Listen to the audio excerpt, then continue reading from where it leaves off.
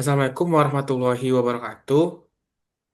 Di sini kami dari kelompok 3 akan menyampaikan proposal penelitian kami, benchmark language model. Nah, di sini kami evaluasi objektif kapabilitas pemrograman berbasis eksekusi nyata atau functional correctness diuji menggunakan dataset standar Mostly Basic Python Problems atau MBPP pada lingkungan lokal dengan keterbatasan VRAM 4 GB. Di sini kami dari kelompok 3 yang beranggotakan Eka Maulana Hidayat, Farhan Zaki Akila, Emilham Ramadana, Mulyadi, dan Sri Adinda. Struktur presentasi kami ini yang pertama ada pendahuluan, kedua ada landasan teori, yang pada bagian 3 ada metodologi, yang kepada bagian 4 ada hasil dan pembahasan, yang kelima nanti akan berisi penutup.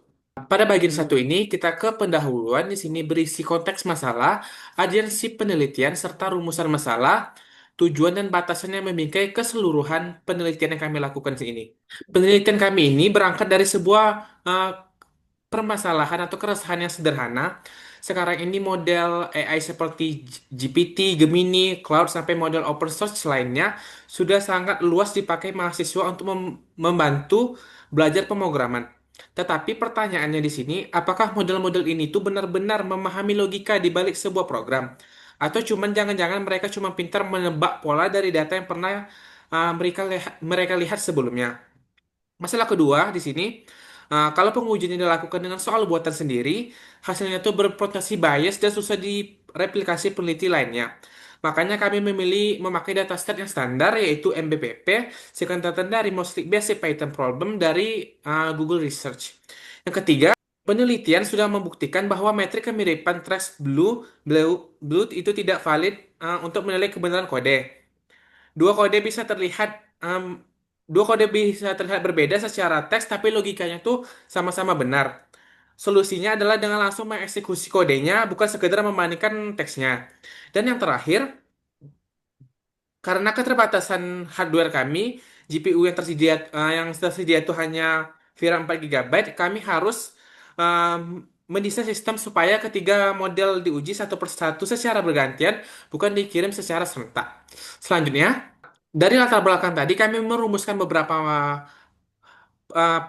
tiga pertanyaan penelitian. Yang pertama itu bagaimana tingkat keberhasilan eksekusi kode atau ISR pada Gwen, DeepSeek, dan kode lama saat diuji dataset MBPP.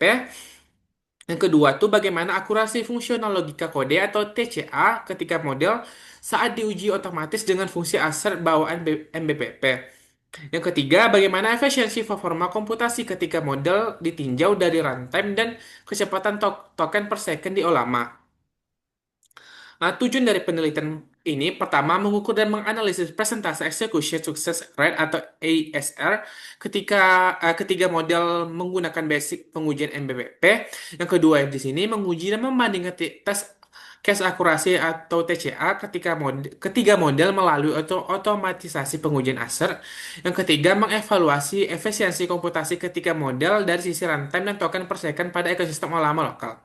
Selanjutnya, model di sini ada batasan masalahnya. Yang pertama di sini model diuji terbatas pada varian open source spesialisasi kode yang berjalan lokal. Di sini ada Gwen 2.5 coder, DeepSeek coder, dan kode lama atau lama 3.1.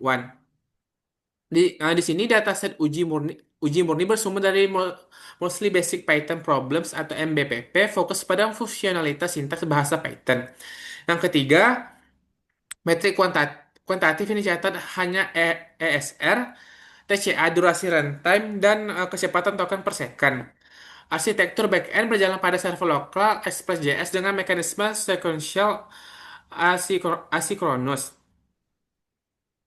Nah, yang kelima, sistem dilengkapi failsafe berupa timeout maksimal 300 detik per prompt untuk mengantisipasi infinite loop token. Materi selanjutnya akan dijelaskan oleh rekan saya. Oke, baik. Sekarang kita masuk ke bagian kedua, yaitu landasan teori. Nah, di bagian ini kita bakal bahas sekilas soal riset-riset sebelumnya dulu. Jadi, ada profil model yang kami pakai, sampai juga metrik buat evaluasinya. Boleh di next kan slide-nya? Nah, sebelum masuk ke teknis pengujian, di sini kami menunjukin dulu di mana posisi penelitian kami dibandingin dengan riset-riset yang udah ada. Yang pertama di sini ada riset dari Austin dan juga kawan-kawan di tahun 2021, di mana mereka ini bikin dataset MBPP, tapi penelitian mereka ini belum bersifat komparatif. Jadi belum membandingkan model-model spesialis kode terbaru yang ada di sekarang. Terus ada Chen dan kawan-kawan di tahun 2021 yang ngebuktiin kalau metrik kemiripan teks kayak beliau itu sebenarnya nggak valid buat ngecek kode. Kenapa? Karena dua kode bisa aja cara nulisnya tuh beda, tapi logikanya tuh bisa sama persis. Nah, makanya solusinya ini harus pakai eksekusi nyata atau functional correctness. Sayangnya, mereka belum uji model-model lokal terbaru pakai cara ini. Lalu, yang ketiga, ada dari Quen. Di sini tuh mereka tuh berupa laporan internal yang sifatnya tuh bukan perbandingan independen yang diadu langsung sama model lain kayak DeepSeek atau kode lama. Nah, terakhir ada DeepCoder yang memang udah diuji pakai dataset MBPP, tapi tesnya ini dilakukan di lingkungan cloud dengan resource yang gede. Belum ada yang nyoba ngetes model-model ini di di lokal yang VRAM-nya serba terbatas, cuma 4 giga yang kayak kami lakukan. Nah, makanya kami lakukan coba untuk melakukan penelitian kami. Di next. Nah, di sini ada model LLM yang diuji.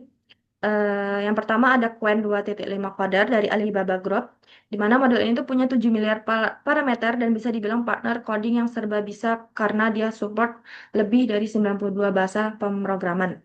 Lalu yang kedua ada DeepSeek Coder dari DeepSeek AI yang ukurannya itu 6,7 miliar parameter. Yang bikin uniknya ini dia tuh pakai arsitektur Mixture of Experts atau MOE yang udah di training pakai 6 triliun token tambahan yang khusus banget buat ngurusin kode dan juga matematika. Lalu yang ketiga ada kode lama atau lama 3.1 dari Meta AI, yang dimana model ini dibangun dengan 8 miliar parameter yang dilatih pakai 500 miliar token kode. Jadi model ini ada di fill in the middle. Jadi memang bagus untuk ngelengkapin kode secara otomatis di dalam IDE. Next. Oke, untuk menilai kapabilitas ketiga model tersebut secara objektif dan adil, di sini kami menggunakan tiga metrik evaluasi utama. Yang pertamanya ada ESR atau Execution Success Rate, di mana metrik ini mengukur persentase jumlah soal di mana kode hasil generasi LLM itu berhasil dieksekusi murni pada interpreter Python tanpa memunculkan error sintaksis maupun error runtime. Yang kedua ada TCA atau Test Case Accuracy, di mana jika kodenya ini bisa berjalan, apakah logikanya itu benar? Nah, TCA ini menjawabnya dengan mengukur persentase rata-rata unit tes atau fungsi assert bawaan dan dataset MBPP yang berhasil dilewati oleh kode tersebut. Nah, yang ketiga ini ada efisiensi. Di sini kami mengukur efisiensi komputasi karena pengujian dilakukan di lingkungan lokal, kami mencatat durasi eksekusi atau runtime dalam hitungan milidetik, serta kecepatan model dalam menghasilkan teks yang diukur dalam token per second saat berjalan di aplikasi halaman. Baik, sekian pemaparan landasan teori dari saya. Selanjutnya saya serahkan kepada rekan saya yang akan membahas secara detail mengenai metodologi penelitian. Oke, di sini saya akan membahas tentang metodologi penelitian atau alat dan bahan yang digunakan untuk sistem benchmarking yang telah kami buat ini. Alat dan bahan penelitian kami di sini kami menggunakan hardware yaitu berupa spek GPU NVIDIA RTX 2050 dengan VRAM 4 GB. Jadi memang terbatas. Kemudian eh, untuk backend-nya di sini kami menggunakan Node.js dan juga framework Express.js. Model-modelnya itu kami jalankan di Olama secara lokal dan proses evaluasinya itu dijalankan melalui sandbox Python native memakai child process. Untuk UI-nya atau antarmukanya, di sini kami menggunakan React.js yang dikombinasikan juga dengan Vite yang dijalankan di lokal. Kemudian datasetnya itu kami ambil dari MBPP atau Mostly Basic Python Problems milik dari Google Research. Lanjut. Nah, untuk arsitektur sistem atau sequential asynchronous, di sini bagian yang cukup penting karena arsitektur sistemnya dimulai dari front end, pengguna akan menekan tombol evaluasi model. Kemudian permintaan itu akan masuk ke backend lewat endpoint atau benchmark yang menjalankan loop for of secara sekuensial. Kemudian backend ini memanggil model runner, yaitu yang kita pakai Olama, yang menjalankan Quen, lalu Lama, kemudian masuk ke DeepSeek secara bergantian, masing-masing dengan timeout maksimal 300 detik. Setiap kode yang dihasilkan langsung dikirim ke evaluator, sebuah sandbox Python yang menjalankan assert dari MBPP. Kemudian hasilnya baru diagregasi dan ditampilkan secara real time di dashboard. Ini adalah tahapan penelitiannya. Secara keseluruhan, penelitian kami dijalankan dalam 6 tahap, yaitu yang pertama studi literatur, persiapan lingkungan, back-end sequential asinkronus, evaluator dan metrik, pengujian dan pengumpulan data, serta analisis dan visualisasi. Eh, dua tahap terakhir itu Dua tahap terakhir itu untuk pengujian dan analisis serta menjalankan benchmarking penuh lalu memvisualisasikan hasilnya. Kemudian untuk bagian implementasi saya serahkan kepada rekan saya. Oke, baik. Di sini kita langsung masuk ke bagian hasil dan pembahasannya. Di mana pada bagian ini saya akan mendemokan langsung eh, sistem atau dashboard yang telah kami buat untuk menguji atau mengevaluasi dari ketiga model olamannya. Nah, jadi langsung saja masuk ke kodenya. Sini saya akan mendemokan.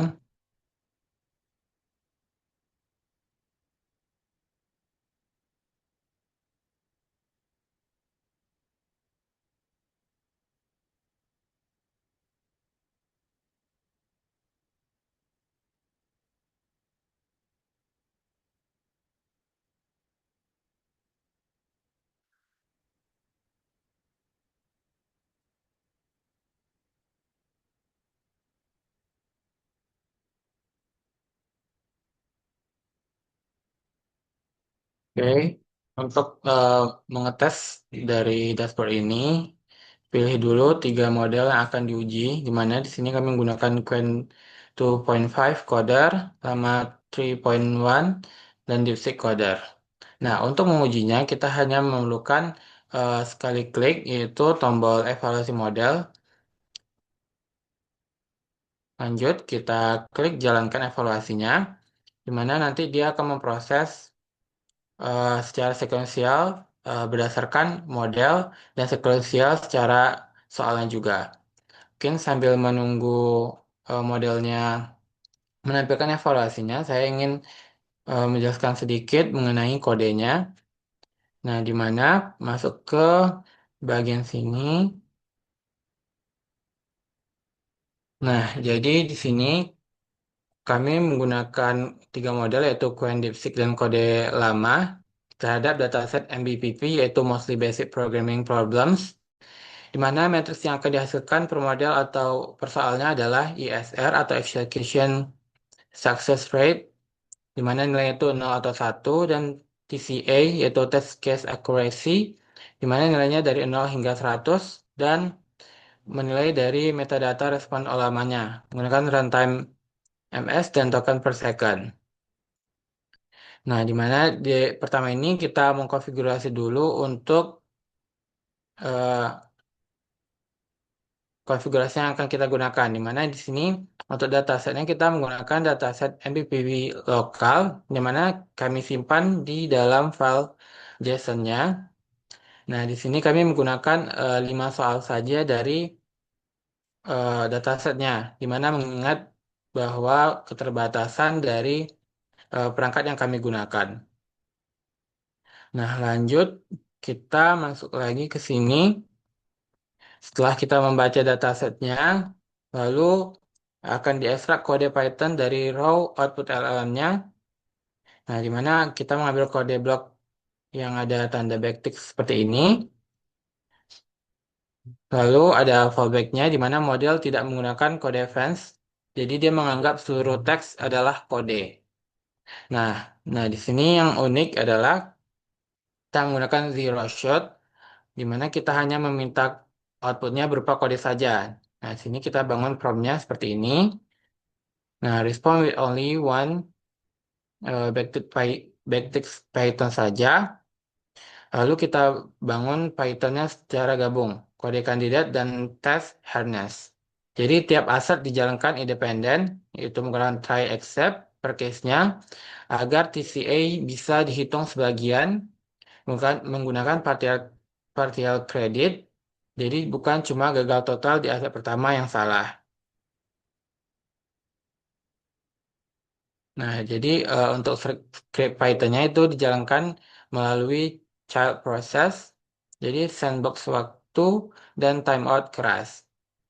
Jadi eh, ini hal penting karena timeout lama NumPredict membatasi panjang output token, tapi kode yang sudah jadi tetap bisa mengandung infinite loop saat dieksekusi, maka eksekusi Python juga dibatasi waktunya dengan defaultnya itu 10 second dan disikil kalau melebihi batasnya. Nah, di akhir kita akan menghitung eh, ISR dan TCA, yaitu matriks evaluasinya dari hasil eksekusinya. Nah, seperti yang saya jelaskan tadi, bahwa ini bekerja secara sekuensial asinkronus, di mana dijalankan berdasarkan model demi model dan soal demi soal. Dan dijaga sengaja karena agar tidak paralel menggunakan promise.all. Nah, eh, naik lagi sini, tadi juga telah kita deklarasikan di sini, di mana 300 second per prompt call lama dan 10 second per eksekusi kode Python. Yang lanjut, nah di sini sudah muncul untuk evaluasinya. Nah, mungkin di sini dapat kita lihat untuk yang terbaik itu ada pada Qwen 2.5 Coder, di mana dia menghasilkan ISR-nya itu 100% dan TCI-nya juga 100%. Mungkin dapat dilihat di sini untuk hasil ISR dan TCI-nya sama semua. Mungkin yang membedakan dari setiap eh, modelnya adalah waktu per evaluasinya. Jika kita lihat per satu-satu, nah di sini eh, ketiga model itu berhasil menjawab dari kelima modelnya. Namun waktu yang dihasilkan per soalnya itu berbeda, di mana Qwen 2.5 kode inilah yang terbaik dalam menghasilkan jawaban dari ketiga modelnya. Nah, mungkin untuk pembahasan selanjutnya akan dijelaskan oleh rekan saya, Farhan Zaki. Nah, di sini saya akan menjelaskan untuk temuan kegagalan Lelama 3.1.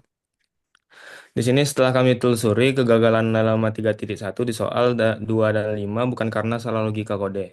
Errornya muncul dari infrastruktur. CUDA error and illegal instruction was encountered. Dikembalikan langsung oleh API Olama sebelum modelnya sempat menghasilkan kode sama sekali. Ini berkaitan langsung dengan spesifikasi GPU kami, yaitu RTX 2050 VRAM 4 GB. Dan tiga soal lain yang berhasil dieksekusi tanpa error, Lelama 3.1 tetap mencapai TCA 100%, setara dengan Qwen dan DeepSeek. Nah, lanjut. Di sini bagian penutup. Di sini bagian kesimpulan dan saran. Ada 4 kesimpulan utama. Satu, sistem evaluasi satu klik untuk tiga model berhasil dibangun tanpa membangun chat manual. Dua, Qwen 2.5 coder tampil terbaik. ESR TCA 100%, runtime tercepat. Tiga, DeepSeek coder akurat setara tapi jauh lebih lambat. 4, Lelema 3.1 turun ke 60% akibat error CUDA. Bukan karena kesalahan logika. Demikian presentasi proposal dari kelompok kami. Mohon maaf jika ada kesalahan kata yang diucap. Terima kasih atas pengertiannya. Assalamualaikum warahmatullahi wabarakatuh.